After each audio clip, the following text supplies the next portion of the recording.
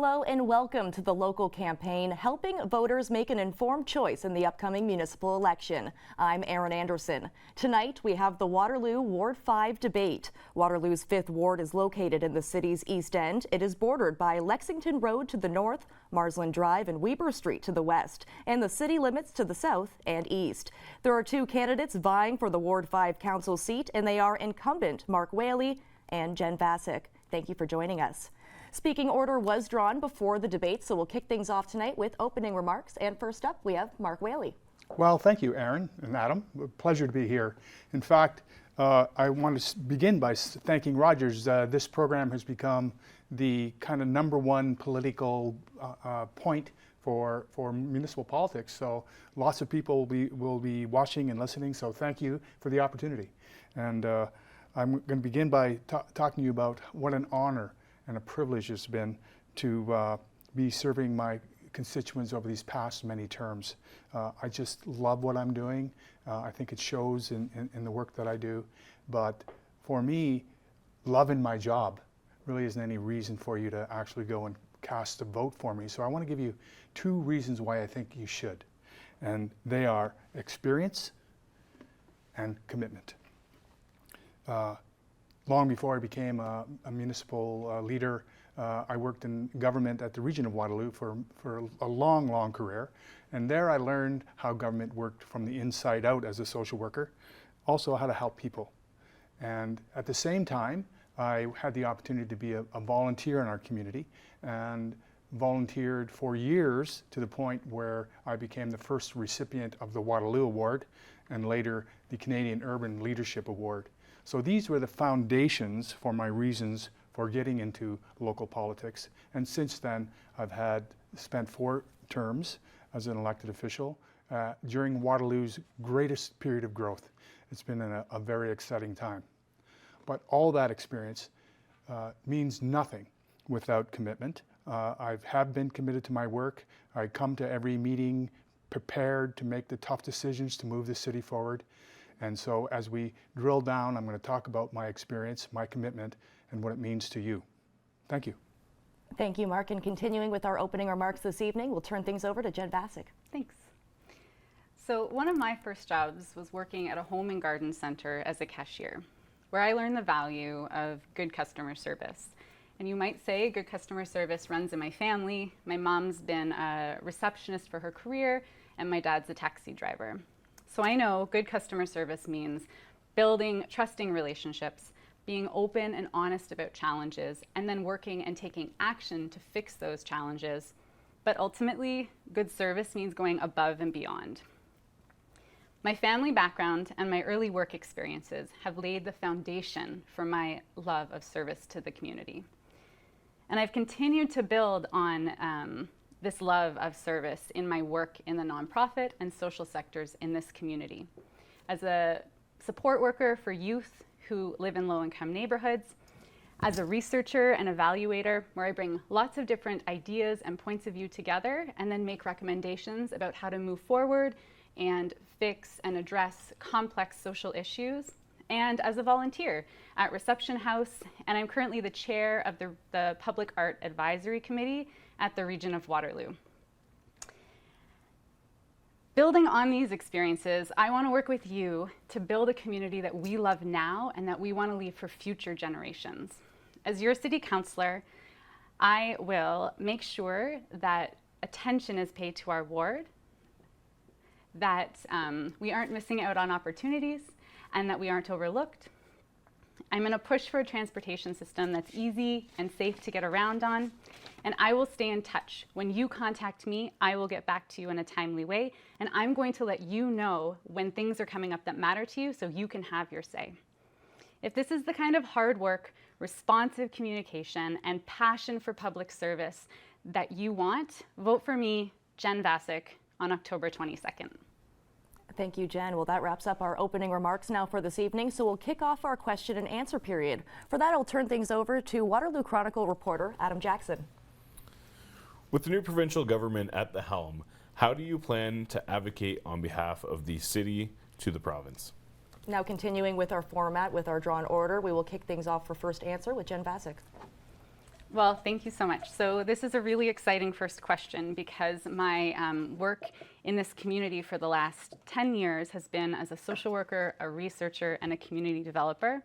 And so in all of the work that I've done, it's been about advocacy for the community and about for individuals.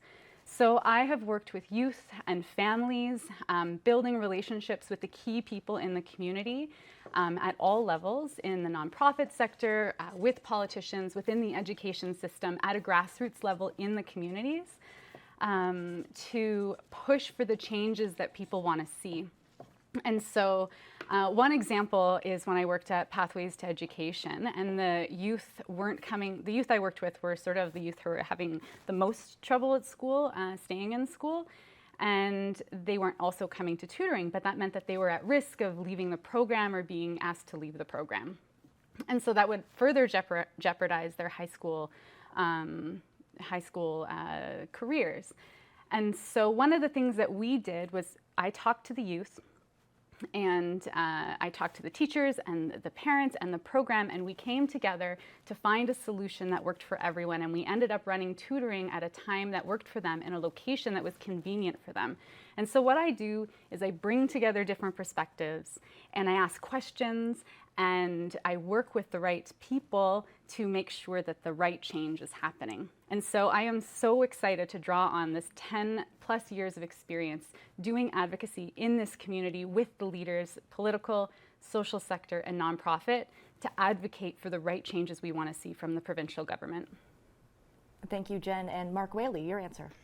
Well, thank you. It's a tricky question, and here's why.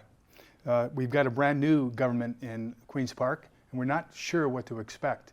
One of the things I worry about is trickle-down politics. And what I mean by that is this government going to download some of the services that they currently provide to the local level to meet their $6 billion cutbacks that they promised? That's something that we have to worry about. One of the things that I think we have to do is stick together on this through the AMO, the Association of Municipalities of Ontario. Our own cities and townships here in the region have to stick together and work together to let the province know that we are a generator of great prosperity in the province and the country, and that we have to make sure that trickle-down politics doesn't affect us here, that we together stand up against downloading. Thank you. Thank you, Mark. And just continuing our question period, back to Adam Jackson. This next question follows along the same lines. With rental rates and home prices on the rise, what do you feel can be done at the city and regional level to encourage the creation of affordable housing? First answer goes to Mark Whaley.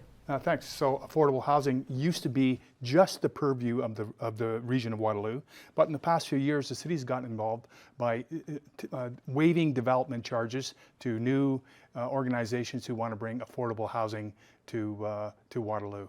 I think one of the things that we can do in the future is take advantage of bonusing provisions. That's developers who are asking for more density, and ask some of that bonusing money to go into a special pool for affordable housing. I've talked to with this idea to the mayor. I've talked about this idea to the development community. There's interest in this idea, and it's something that I plan to pursue during the next term.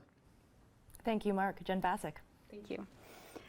So yes, affordable housing is a real challenge in our community, and it's an issue that's near and dear to my heart. I work with youth in lower income neighborhoods who I just love and admire, and I believe that everyone deserves stable, safe, and comfortable housing. And we know that the wait list for affordable housing is 4,000 plus names long. And we know that housing isn't affordable for people with two incomes anymore, and for students coming out of school. And so then that gets trickled down to people who are on Ontario Works or Ontario Disability, where the money that they get on assistance isn't enough to rent in this current market. And so two of the things that I'd really like to push for is inclusionary zoning. So we definitely need requirements for developers and to set the direction there, but we also need zoning that's inclusionary. And what that means is that We don't just ask developers to put in mixed income housing, because what researchers in our local community have found is that just telling developers or asking developers to put in mixed income ends up that people who really can't afford that still don't end up there. It's just less money for rent. And so I would push for inclusionary zoning and take leadership to say we needed to do that. And I would also provide additional, or work with the region to see if we can find additional support for people who want to take advantage of the $25,000 grant through the region and support them to build an affordable unit in the basement. So not just put money at the problem, but really provide ongoing support and work with the region to figure out how to do that. Thank you, Jen. Continuing with our question period, we'll throw things back over to Waterloo Chronicle reporter Adam Jackson. Across the city, there's been a quiet battle brewing between developers and residents who do not want intensification. Where do you stand on intensification, and do you believe there is a way to meet in the middle? First answer for this question, Jen Bassick. Well, thank you. So this is another issue that is really important to me, and one of the reasons that I'm really excited to move into municipal politics. And I think it's essential that we balance urban growth. We are a growing, thriving community that's going to keep getting better. So balancing urban growth with environmentally, culturally, and social conscious development. And so I was speaking with a community member, not even in my ward, but as a city councillor, I think it's important to talk to people throughout the community as well as represent the ward, who was thinking about the possibility of striking a citizens committee where you develop kind of a checklist of what do we expect from developers. So a grassroots citizen voice to say, we want, I don't know what the things will be, but some of the things that people have already been talking about as I go door to door are things like sun and shade and wind requirements, green space, amenity space where people are really being consulted. The people who the amenity space is for is being consulted about what they want there or what they don't want there.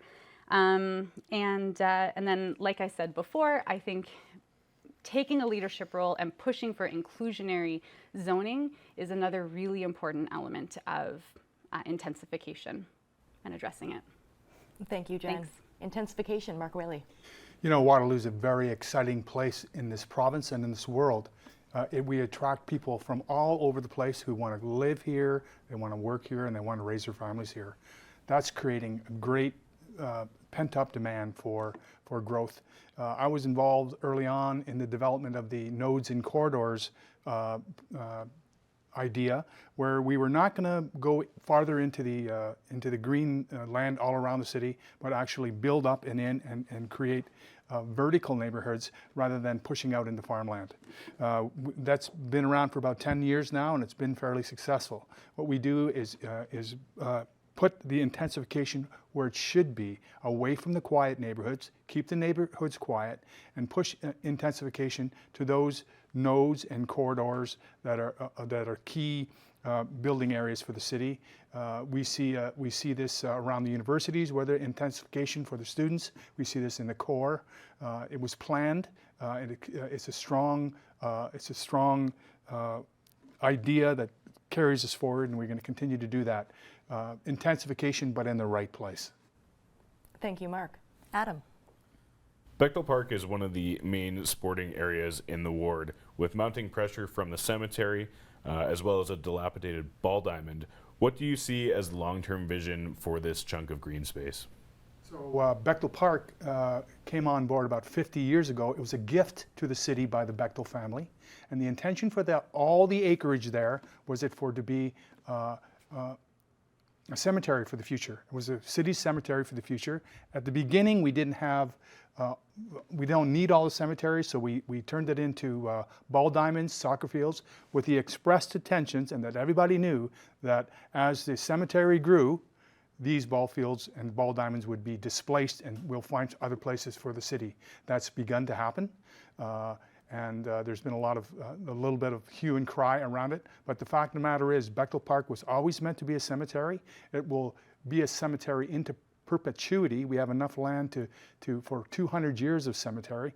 And so as the needs of the cemetery grow, it's always intended from the very beginning for it to be a cemetery, and these ball diamonds will be displaced and we'll find places for them otherwise. One beautiful thing about the cemetery is we are the first cemetery in Ontario that actually has green burial space. And that's an exciting opportunity for the cemetery. It'll make it grow even faster. And so I'm hopeful for the future of Bechtel Park, even though it'll look much different than it does today. Thank you, Mark. A hot topic. And now we have Jen Bassick.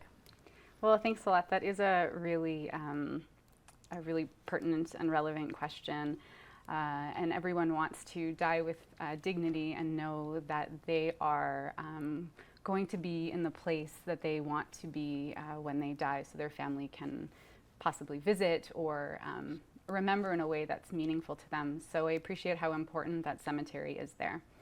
I also was just having a conversation with somebody last night who was reminiscing about his kids when they were younger and how important places like Rim Park and Bechtel Park, he talked about specifically for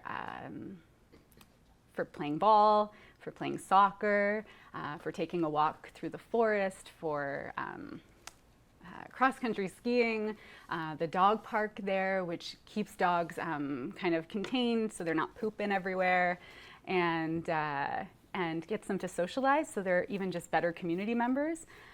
So I think what's really important about Bechtel Park is to consider making that people are dying with dignity and being where they want to be after they die, as well as creating parks and that are vibrant and that families can make lasting memories at. So I think we need to balance both the cemetery and the needs of the cemetery with having attention paid and opportunities brought to parks throughout the city, including Bechtel Park. Thanks. Thank you, Jen. Continuing with our question and answer period, Adam Jackson. This past March represented the largest and most expensive St. Patrick's Day party in history in the Uptown core. There is currently a 5-year plan to at least curtail the party going forward. Do you agree with this plan, and do you have, if you do not, do you have another solution? Jen. Thanks.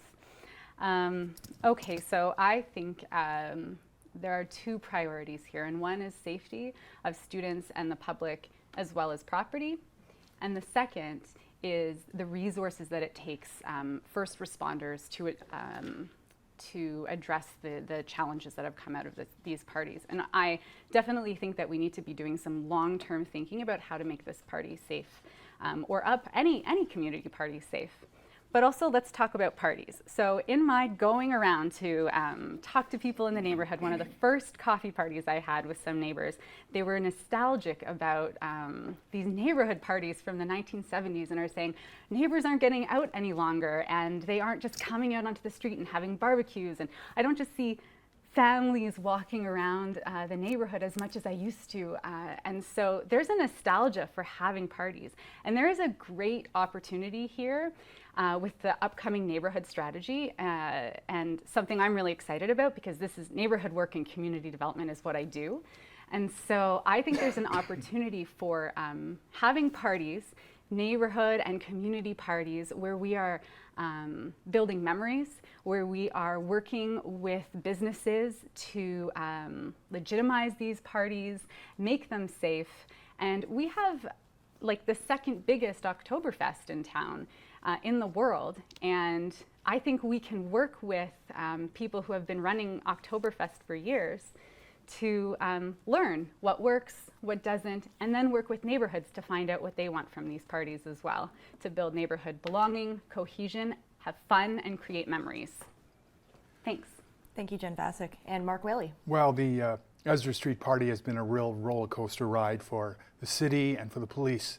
2 years ago, the mayor and the police chief were out taking selfies with the students, having a good time. Last year, it was a get tough policy. What the heck's it going to be for next year, I wonder.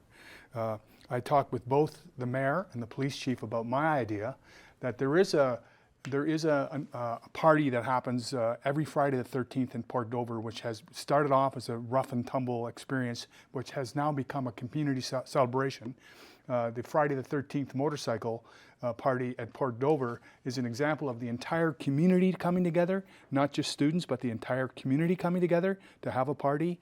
The service clubs are involved, the police are involved, there are community members involved. It's an exciting opportunity and it's a money maker.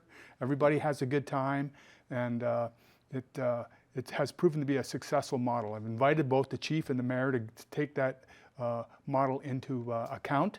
There's been some meetings started about next year, and this hasn't gotten on the table yet. I'm going to continue to push for them to take a look at this model. It's a good one. It's a safe one. It's the way that St. Patrick's Day should be handled at the universities in the future. Thank you, Mark. We'll keep things rolling here. Another question from Adam Jackson. Ward 5 represents unique challenges with Highway 85 running straight through and its proximity from the urban core. What do you propose as a method to improve transportation and encourage people to travel by bicycle, foot, or use public transit? So I sit on a committee at the region at the current time. We're rehabilitating University Avenue from the Zares Market to Bridge Street. And that takes right across Highway 85, which, as you know, is dangerous for cyclists. Our plan is to introduce, we've been working on the strategy with the region and with the consultants to get bike lanes there. It's a really big challenge. The only safe crossing that we have, crossing 85 now, is Lexington Road, which also happens to be in Ward 5. But we believe that we can come up with a solution to get cyclists safely across that terrible stretch where the cars actually crisscross coming in and out. We're going to take the crisscross movements out of the design. We're likely going to put the bike lane up on the sidewalk by raising the guardrails higher. So it's been exciting to work on that. I'm the only politician that sits on the committee with all the consultants. We're making headway, and we think that that it's going to be an important addition to the cycling infrastructure on the east side of the city. Thank you, Mark. Jen. Thanks. So by far, traffic calming is the #1 challenge identified by people who I speak with in the ward now that I'm running for office and just as a community member. And my family bikes to get around town, we bus, we also drive, and we walk. So we're really comfortable using lots of modes of transportation, but it's we are for sure terrified of a lot of the really busy streets in our ward, and we have a 3.5-year-old, like I know many of you do or have or care about, and so it's scary to bike on these roads, like terrifying scary. And then we just heard of somebody dying this week, and I mean that is tragic, not in our ward, but just as a cyclist. And so I want it to be safe and easy for everyone to get around town. I've been working with advocacy groups in town during this election. I went on a cycle ride with Cycle Waterloo Region. I attended a book club hosted by a local business and City of Kitchener candidate. I hosted a meet and greet in our ward to talk about active transportation. And I'm hosting a family-friendly bike decorating event on September 29th in our ward. And so I think it's important that we push for bold transportation changes for active transportation, biking and walking, and that we make sure that the connections to the light rail transit make sense and are easy to get to and are affordable. Thanks. Thank you so much again, Jen Vasic and Mark Whaley. And that actually wraps up our question and answer period of this debate. I'd also like to thank again Waterloo Chronicle reporter Adam Jackson for helping us out this evening. Now, before we wrap things up here, we do have the opportunity for both of you to deliver closing statements. And now, keeping up with our format that we've had all evening, beginning first, we'll have Jen Vasic. Great, thanks. So thank you, Rogers, for providing this venue for having this conversation with residents of Ward 5 and the broader city. Thank you, Adam, for your questions, and thank you, Erin, for moderating tonight's discussion. Working with people where they live to improve their neighborhoods is the kind of community development work I've been doing for the last 10 and more years in this community as a social worker, community developer, and researcher and evaluator. I'm excited to work with residents to find solutions to some of the challenges that you've identified. And over the last 9 years of living in Ward 5 and making friends there, and during my time going door to door, I know that people living here want streets and sidewalks that are safe and easy to get around on in all seasons and at all life stages. They want urban growth to be balanced with environmentally, socially, and culturally conscious development and intensification. They want buses to connect well to the light rail transit and to be affordable. And they want more attention and opportunities given to our ward, more of their voices to be heard at City Council. And if you give me this opportunity, I will advocate for these needs while making sure that I stay in touch with you. I promise to get back to you in a timely way and contact you when issues that matter to you are on the city agenda so your voice gets heard there. I can't wait to work with you to make this a community we love now and one that we want to leave for future generations. I'm ready to serve and I'm ready to lead. And if you agree with me, I need your help. Vote for me, Jen Vasic, on October 22nd. Thank you. Thank you, Jen Vasic. And closing statements, Mark Whaley. Well, I've talked about my love of this job for so many years and my dedication and my commitment towards my work. But the thing I really need to stress here at the end of it is how experience matters now more than ever. In the next 4 years, there's some big challenges facing us at the City of Waterloo. First of all, likely half the council will be fresh new faces. So we require some experienced leaders, been there, who understand $200 million budgets, who understand the people and the pressures that are put on us from all sides to make our city great. There's some interesting opportunities that, but also challenges that face us in the next 4 years. We're building a new senior center for $30 million and a new library. We have to get these, both these built on time and on budget, but also environmentally sound as well. We've got some transportation issues coming our way. We don't know yet how the LRT is going to affect the traffic movements, but I can assure you that we are in for some big surprises that way. The bus routes are all going to change as the buses now begin to funnel towards the LRT stops. That's going to create transportation issues that are going to require experienced people like me to deal with. Infrastructure renewal is always a big concern for the city, and we have to figure out a way, continue to manage our budgets in a way that we can repair our infrastructure, keep our infrastructure in good shape, but while at the same time keeping our taxes at or below inflation. It's a big job. There's a lot of work to do. I need your help to carry on this work, and I hope that you'll consider voting for me, Mark Whaley, on October 22nd. Thank you. Thank you again, Mark Whaley and Jen Vasic, and thank you both again, our Ward 5 candidates, for joining us this evening, and thank you as well at home. Make sure to tune in right here to Rogers TV on October 22nd. That's for up-to-the-minute local results. Thank you and again, and good night.